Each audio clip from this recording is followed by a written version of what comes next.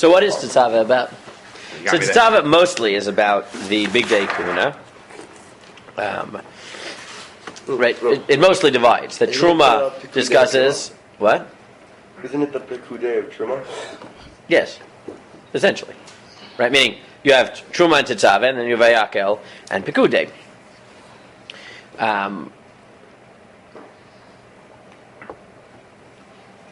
Though the parsha doesn't actually start with the Big Day Kahuna. Before you get into the Big Day Kahuna, you get Vatat TETZAVEH b'nei Yisrael v'ikhu elecha shemen zayit zach katit lamaor laha'alot ner tamid.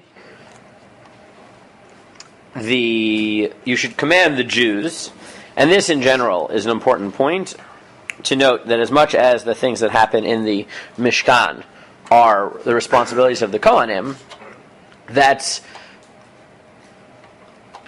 an expression of a broader chiyuv of Am Yisrael. They're the representatives. So here you get the command directed at Bnei Yisrael that they should bring the oil la'alot ner tamid.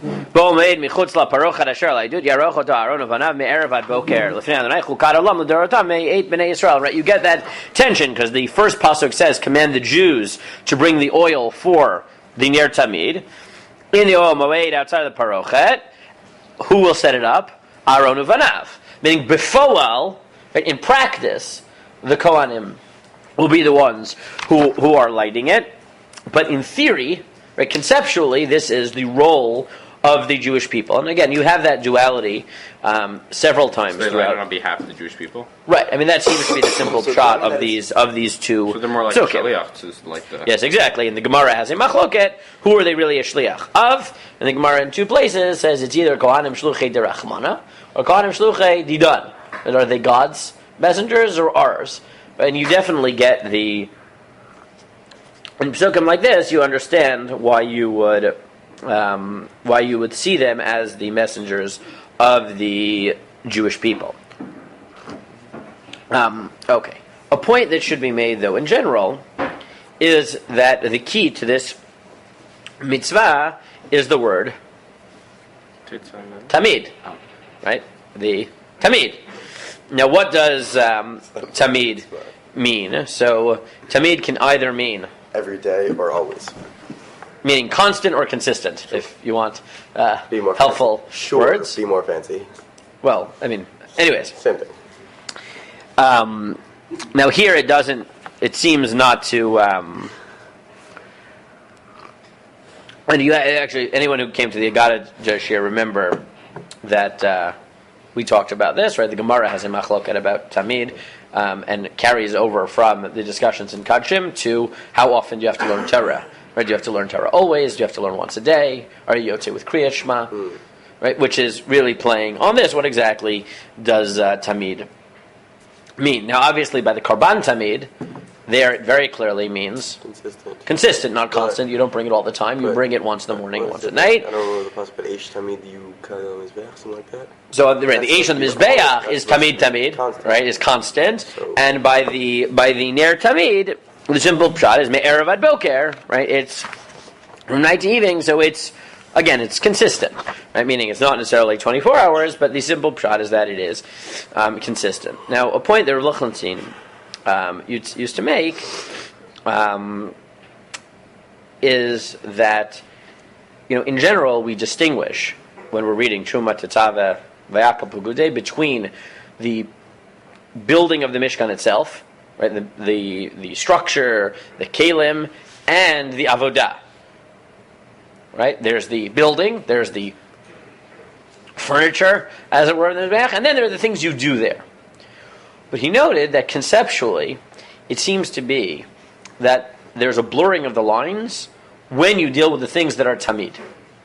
Right? Because, let's take the Mizbeach, for example. The Mizbeach, you'll say, clearly the kli is the Mizbeach. That's what's an essential part of the Mishkan.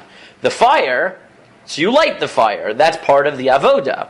Except the fact that it has to be there all the time indicates that seems to be that the fire itself is not just part of the mitzvah that you do, but that it integrates into the Mizbeach itself.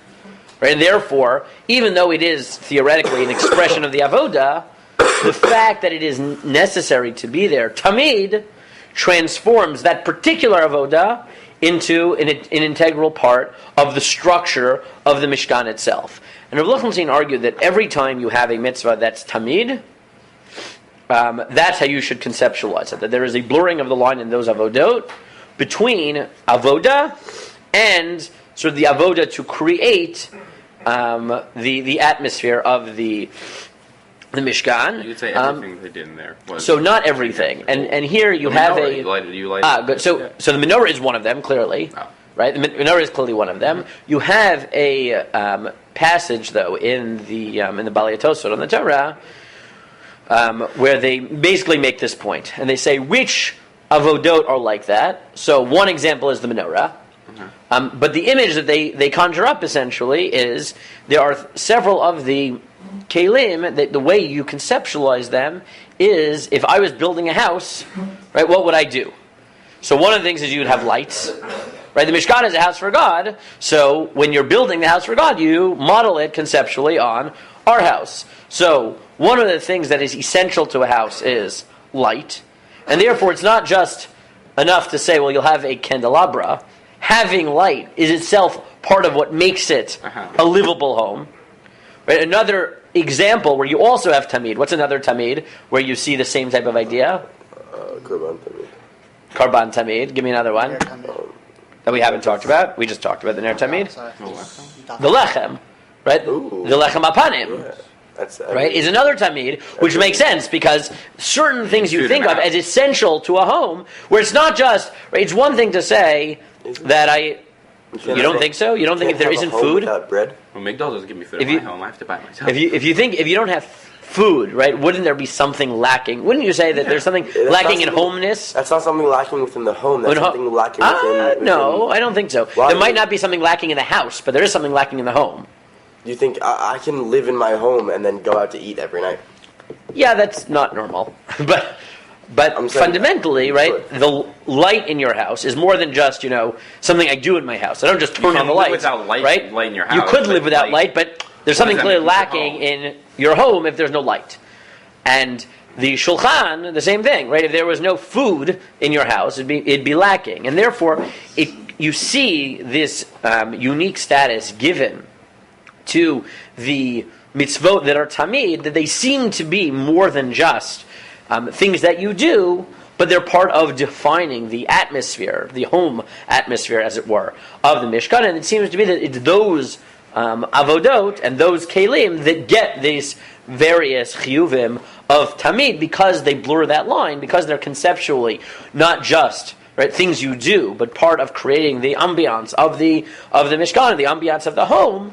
And therefore, they get that tamid. So that's just something to think about in terms of the different functions that some of the avodot and processes take in the Mishkan. Okay.